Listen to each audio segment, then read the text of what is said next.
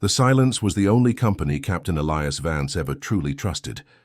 For 7 months, his world had been the deep black of space, broken only by the hum of the ship's engines and the faint, steady beeping of the life support system. The Pioneer, Elias's personal exploration vessel, was a speck of lonely steel months beyond the established human colonies. He liked it that way. He was a tough man, built more for the sharp loneliness of the void than the soft chaos of humanity.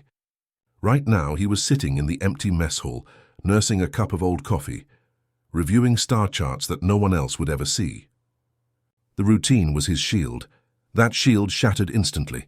The ship's emergency alarm, a high-pitched digital scream that he hadn't heard in years, ripped through the quiet. It wasn't the sound of an equipment failure. It was the code for a hangar bay breach. Elias dropped his coffee mug. It bounced silently on the deck plating, but he didn't even hear the thud. He was already running. His mind raced. No one should be here. There were no stations, no friendly fleets, and certainly no pirates this deep in the black. This was impossible. The breach was a forced entry, an invasion, or worse, a desperate escape. He slammed his hand on the security panel in the corridor, grabbing his sidearm, a heavy laser pistol from the wall rack. The lights in the corridor began flashing red and blue, reflecting the chaos on his face. Elias, a soldier long past his fighting days, felt the sharp, cold rush of adrenaline he hadn't felt since he left Earth's armed forces. He didn't slow down, but his movements were precise, trained. He ran toward the stern, where the small hangar bay was located, his boots pounding a loud rhythm on the metal floor. The alarm was still screaming, but now he could hear a new sound, the sound of grinding metal and hot burnt fuel. The intruder hadn't just docked. They had slammed into the hangar like a rock hitting glass. When he reached the hangar door, the air was thick with smoke. He keyed the access code, kicking the heavy door open before it had fully retracted. The sight inside stopped him cold. A small civilian shuttle, painted a dull scratched bronze, sat sideways in the bay, its nose crushed against the wall. It looked like it had barely survived its journey. It was a beat-up civilian model, definitely not military, and its engines were still smoking. Elias raised his pistol, sighting down the barrel, his finger resting lightly on the trigger. The shuttle ramp lowered slowly, hissing steam and smoke. Elias braced himself for a firefight. He expected a squad of desperate mercenaries, or maybe a gang of scavengers. Instead, a small figure appeared in the haze. It was a child. He was clearly alien, small and thin, covered in fine blue scales that shimmered under the emergency lighting. The child, who looked no older than 7 human years, was shaking visibly, but he pushed his small chest out and forced himself to stand straight. He was trying to look brave, but his large dark eyes were wide with pure terror. Elias hesitated, lowering the laser pistol just slightly. He had never been trained to fight a child, least of all a terrified one. The alien child, Kale, spoke. His voice was small, but the words were clear, spoken in perfect, simple English, only slightly distorted by a thin, mechanical device strapped around his neck. "Sir, you must come with me, please. They are coming for us, and I have no time left." Elias was utterly confused. "Who are you? What is coming for you?" His own voice was rough from disuse. He took a cautious step forward. Kale didn't move toward him or make any threatening gesture. He just stood there, desperation radiating from him like heat. "I can't explain. There is no time. The Vrak Empire is tracking us. We needed a human, a protector." Elias scoffed, the word protector ringing false in the metallic hangar. "I don't know who the Vrak Empire is, and I don't care. You violated my ship, kid. Now tell me where your pilot is, or I will lock this whole bay down." Kale's eyes welled up, but he didn't cry. Instead, he quickly turned and pointed a small scaled finger to the dark corner of the hangar, away from the shuttle. Elias shifted his stance, sighting the dark area again. And there, tucked behind a stack of crates and breathing shallowly in the shadows, was a human woman. She was covered in dirt, her clothes were torn, and a slow-spreading dark stain bloomed on the shoulder of her jacket. She was not moving. She was the pilot. Kale's mother. A wave of unexpected guilt washed over Elias for threatening the child. He quickly holstered his weapon. This wasn't an invasion. It was a wreck. He started to move toward the woman, shouting, "I have a medical kit. Hold on." But Kale stepped in front of him, blocking his path.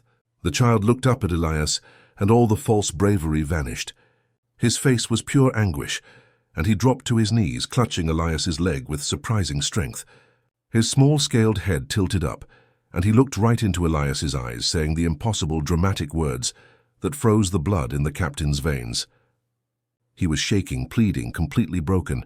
"Please marry my mom, human. It is the only way, or we all die." Elias pulled his leg free from the child's desperate grip. He stared down at the small alien boy, Kyle, who was still whimpering. "Marry your mom?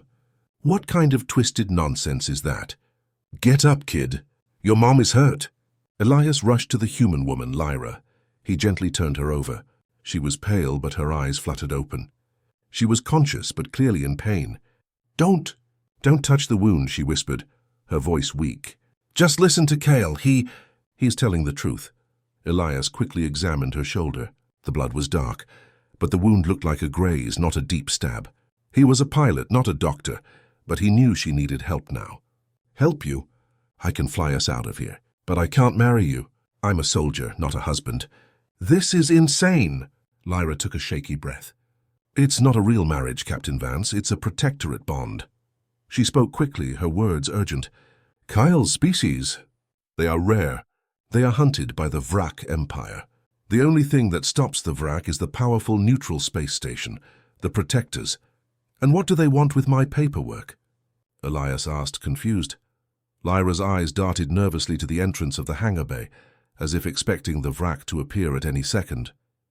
"The Protectors have a strict rule. Any child of Kale's kind must be formally placed under a human male's protectorate bond before their 10th birthday. It's an ancient rule, based on a single old human legend about unconditional love. Once the vows are spoken, they recognize the child as protected family, and they will fight the Vrak for us." Kyle crawled closer to his mother, his eyes full of tears. "I turned 10 in less than 6 hours, sir. When the Vrak get here, if the bond isn't registered, we will be classified as fugitives. The Protectors won't lift a finger. They will watch us die." Elias felt the air drain out of the hangar. 6 hours. A marriage contract. A terrifying silent enemy called the Vrak Empire. He ran a hand over his face. This was not the quiet, lonely mission he signed up for. So this bond is just a form. "A contract?" Elias asked, trying to find a loophole. "Exactly," Lyra confirmed, coughing. "It's a simple promise. A promise to treat Kale as family and me as his mother.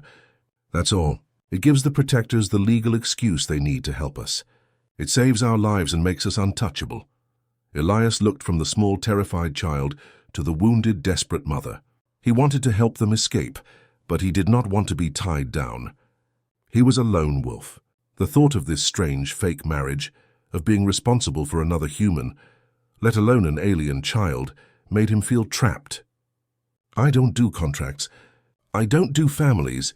I'll take you to the nearest human outpost, but I won't pretend to be your husband," he insisted. But before he could say another word, Kyle reached into his pocket and held out a small metallic locket. It was simple and worn. "We don't need to pretend, sir," Kyle said softly. "But you need to know why Mom did this." Elias hesitated. The choice was clear: run and stay free, or take a meaningless vow and save 2 lives. He was about to refuse again when Kyle activated the locket. A small holographic image blinked to life in the smoky air between them. It was a memory. The vision showed Lyra much younger, running into the fire of a crumbling starship to pull out a tiny, helpless blue-scaled infant Kyle. She was risking everything, suffering terrible burns just to save a child who wasn't her own. Elias saw the truth of her sacrifice. He saw the true definition of human compassion. The refusal died on his lips. This wasn't about a contract. This was about a mother's love and a child's last hope. Elias swallowed hard. The silence of space was replaced by the deafening sound of a ticking clock. He looked at Kale, whose eyes were still fixed on his. "Fine," Elias finally said, his voice quiet but firm. He put his military-trained fear aside. He took a deep breath. "Let's get the wedding over with. But hurry. Tell me the words. Here is part 3, where the action ramps up immediately." Elias has made his choice, but the enemy arrives before the contract can be completed. Forcing a desperate chase and narrowly avoiding capture, Elias knelt beside Lyra, ignoring the sticky feeling of the smoke in the air. He was a man of action, and the decision was made. If all it took to save them was a handful of simple words, he would say them. He was not marrying her for love, but for duty, a concept he understood deeply. "All right, what are the words?" Elias asked Lyra, his face grim. "Make it fast." Lyra was weak but focused. She started to dictate the simple lines of the protectorate bond, which were less like wedding vows and more like an official declaration. "I, Elias Vance, accept the responsibility of the bond. I promise to see Kyle, as family and his mother, as the protected heart of that unit." As Elias began to repeat the complicated non-human names of the star systems they were promising to protect, his ship's main console suddenly erupted with a terrifying series of new alarms. The high-pitched siren of the internal breach alarm was replaced by the deep, throbbing howl of the external threat warning. "Captain Vance, sensors report multiple contacts." The automated ship's voice was calm, but the information was deadly. Vrak scout ships detected on the very edge of the gravitational field. They have arrived 3 hours early. Elias instantly abandoned the vows. The paper contract meant nothing if they were dead. His soldier training took over. "Kale, stay with your mother. Lyra, hold tight." He didn't wait for an answer. He sprinted out of the hangar bay and back toward the bridge, his heart pounding against his ribs. He slammed into the pilot's seat, grabbing the flight controls. The main screen lit up, showing 3 sleek, dark, insect-like Vrak scout vessels cutting through space towards the Pioneer with terrifying speed. They were fast, and they were closing the distance too quickly. "They're not trying to negotiate," Elias muttered to himself, flipping switches and bringing the Pioneer's engines roaring to life.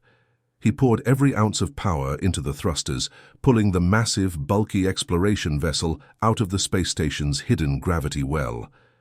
The ship shuddered violently as it shot out into the open void.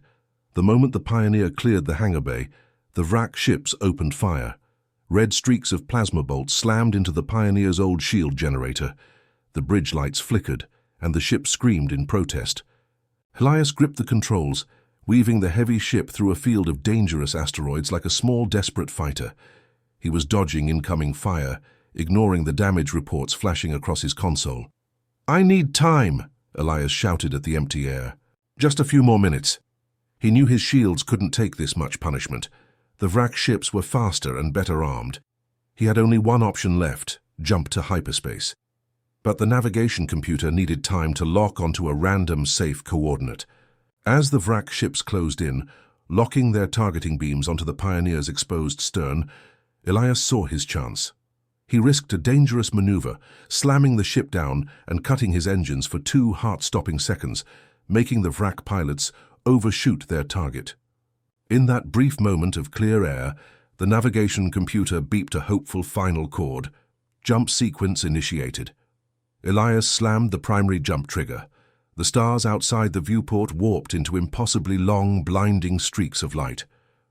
The Pioneer was tossed violently as it tore a hole in the fabric of space. The jump damaged their primary sensor array and slammed their heads against their seats, but it was successful. They were gone. When the violent jump finally ended, the outside view was nothing but swirling nebulae. The Vrak were nowhere in sight. They were lost, damaged, and alone in a silent sector of space. Elias slumped back, breathing heavily. He had saved their lives for now, but the Vrak were likely tracking their jump signature. He still had a child, and his wounded mother in the hangar, and the clock was still ticking down to the absolute deadline. He had won the battle for time, but he hadn't yet won the bargain. He rushed back to the hangar to finish the vows. Elias raced back into the hangar bay. The air was calmer now. The smoke from the shuttle was clearing, but the Pioneer was still shuddering faintly from the hyperspace jump.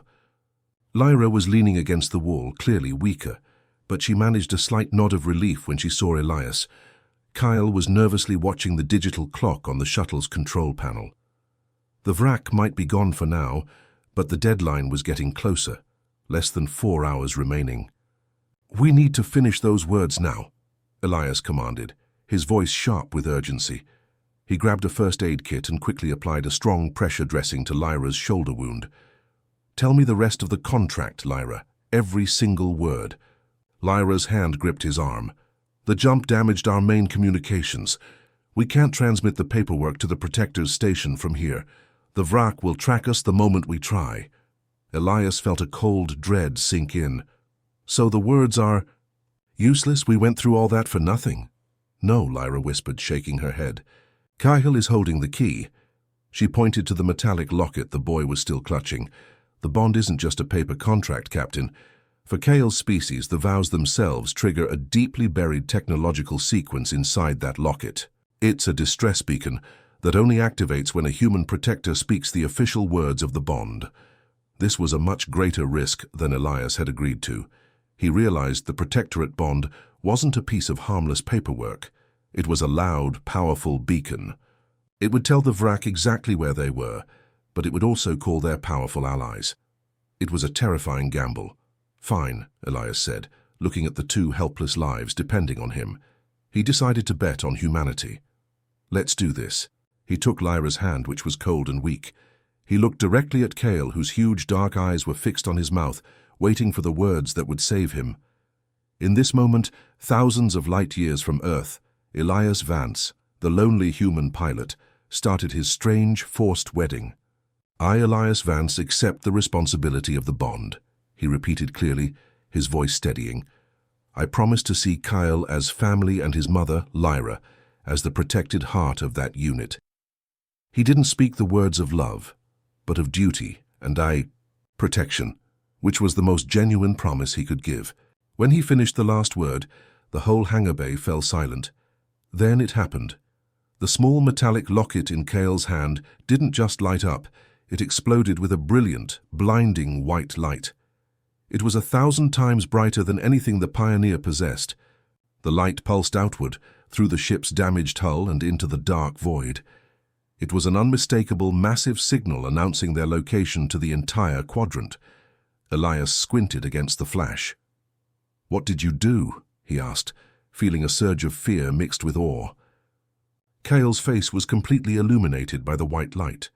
He was smiling, a look of pure relief washing over his scaled face. "The vows," he whispered. "They are complete." But before Elias could celebrate, the signal had its intended effect. The main console suddenly roared back to life with new sensor readings.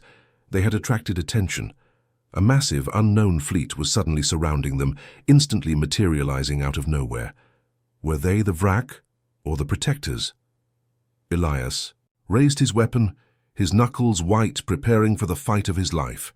Elias's hand instinctively went to his holster, even though he knew there was nothing he could do against an entire fleet. The sensors showed dozens of massive vessels. They hadn't warped in. They had simply uncloaked, revealing ships of tremendous size and strange, beautiful design, unlike anything he had ever seen. They were silent, majestic, and completely surrounding the tiny, battered Pioneer. "Lyra, Kale, get behind the shuttle," Elias commanded, drawing his laser pistol and taking a defensive position. His mind was racing. If this was the Vrak Empire, this was the end. The white light beacon had only served to lead the enemy straight to them. He stared at the silent ships, waiting for the first hostile signal, the first shot. Then a signal came, not a shot, but a clear, calm voice over the main comms channel. The voice was deep and resonant, speaking in a smooth, universal dialect of English. "Vessel Pioneer, cease all defensive posture. The Protectorate bond has been registered." Elias froze. He slowly lowered his weapon. These were not the Vrak. These were the Protectors, the voice continued, confirming the outcome of his forced vows. "Welcome, Protectorate Unit 74 Alpha. You and your protected family are safe. The bond is accepted. The Vrak threat is now neutralized." Suddenly, the screen showing the silent fleet flared with activity.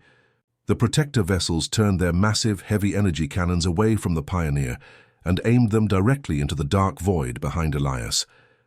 A few seconds later, 3 frantic, tiny blips appeared on the sensor screen, the Vrak scout ships that had tracked Elias through hyperspace. They had followed the beacon. The Vrak ships stopped immediately. They were now staring down the barrels of 100 enormous, powerful Protector vessels. The Vrak knew they were outmatched. They had come for 2 fugitives and found themselves facing the most powerful defense system in the galaxy, activated by a single human's word. Without firing a single shot, The wrack ships immediately cut their pursuit and turned, fleeing back into the void as fast as they could, their signal dissolving into the black. Human compassion had just beaten the might of the wrack empire without a fight. Elias let out a breath he didn't know he was holding. He looked at Lyra, who was crying silently with relief. Kyle, still holding the locket, rushed to his mother and hugged her tightly. The three of them were completely safe. A small, sleek protector shuttle detached from the main fleet and approached the Pioneer. The calm voice returned, "Captain Vance, you have successfully completed your duty. Please bring the protected unit aboard our station for medical and legal assistance." Elias nodded, slowly holstering his weapon. He felt an emotion that was strange to him. Victory. Not the victory of a battle won with guns, but a victory won with a promise. He looked at Kale, who was smiling brightly now, his terror replaced by joy. "Well, kid," Elias said, a faint smile touching his lips. "Looks like I'm officially a husband after all. Let's go see the in-laws." He helped Lyra gently stand up.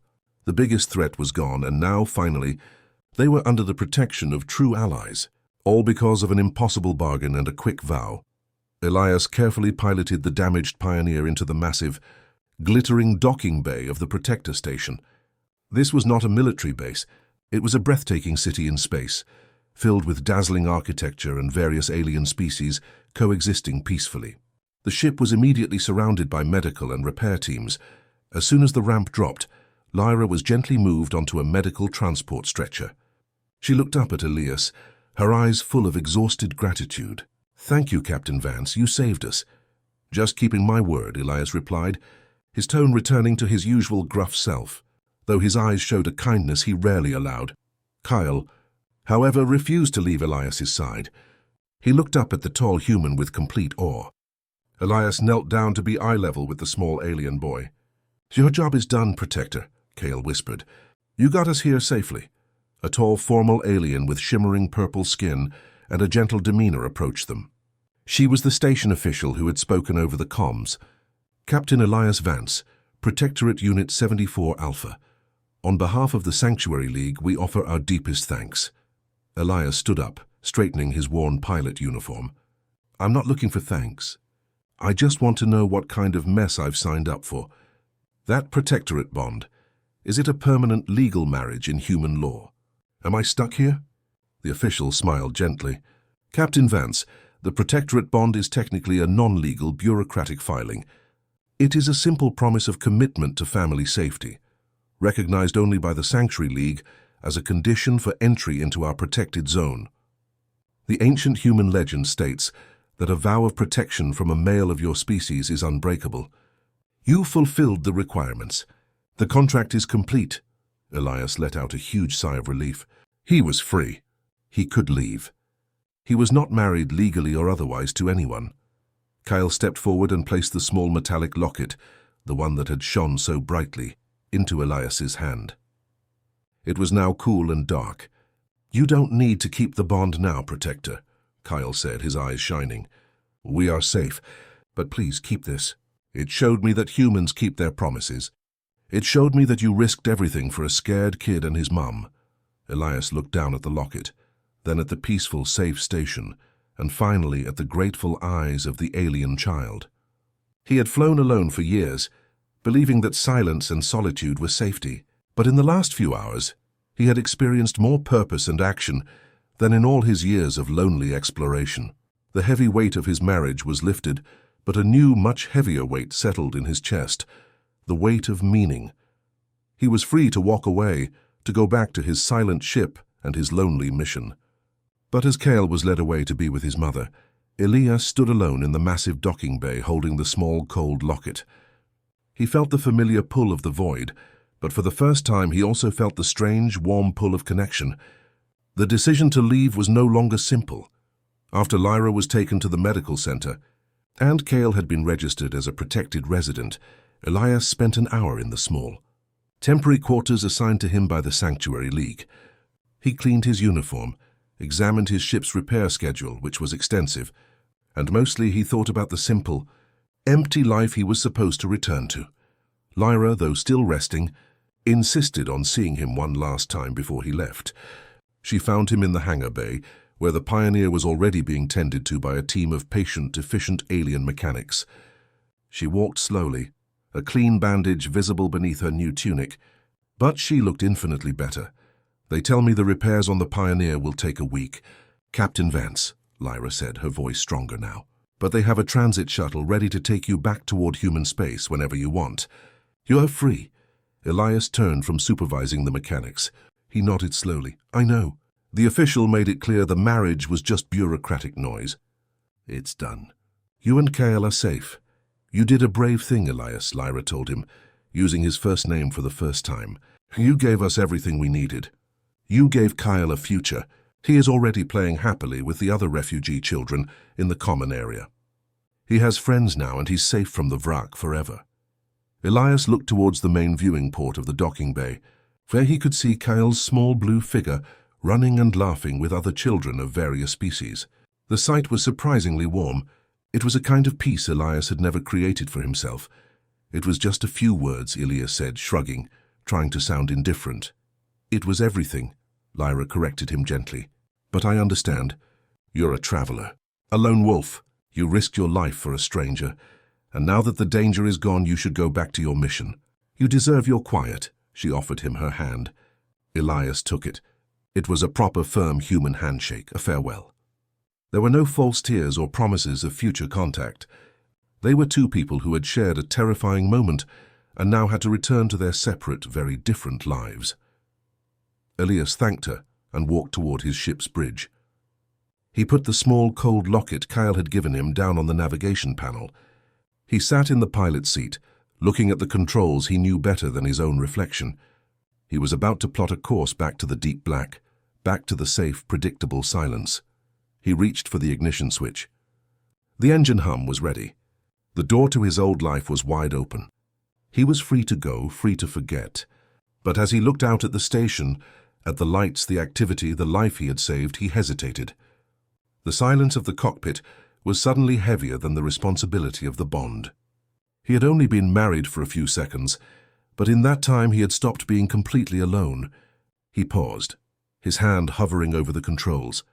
He had to make a choice, the lonely path he knew or the uncertain one he had earned. Elias sat in the pilot's seat of the Pioneer, his hand resting on the ignition switch. The engine hum was waiting for him, promising the return to the long, empty solitude of deep space. His mission, his lonely exploration, was still out there, waiting for the captain to continue his path. He had a reputation as a lone wolf, and he had spent years crafting that image. He looked out the ship's viewport, past the busy mechanics working on his hull, to the central square of the protector station. He could see Lyra and Kyle in the distance. Lyra was smiling fully now, her face free of pain and fear. Kyle was practicing a local game with the other children, his joy evident even from this distance. They were safe because of him. Because of his vow, Elias had been offered the immediate chance to dissolve the marriage and leave. The protectorate bond was just a piece of bureaucracy. He was legally free. He could simply flip the switch and be gone forever. He thought about the silence, the perfect, predictable, safe silence of the void. And then he thought about Kale's small, shaking voice begging for help and Lyra's brave, desperate eyes. He thought about the locket, resting cold and dark on his navigation panel, a silent reminder that he had made a promise of protection that was deeper than any legal document. Elias slowly pulled his hand away from the ignition switch. He reached down to his belt and unclipped his heavy laser pistol, the one he had drawn when the shuttle first invaded his space. He looked at the weapon which had defined his identity for years, then gently set it down on the control panel. He was done with the old defensive life. He stood up and turned around. Lyra was still standing at the edge of the docking bay, watching him. She had expected him to leave. Every fiber of his being screamed traveler, not husband, not father. She gave him one final, sad smile of understanding and started to turn away, respecting his decision to go back to the void. "Lyra," Elias called out, his voice echoing in the massive hangar. She stopped and turned back.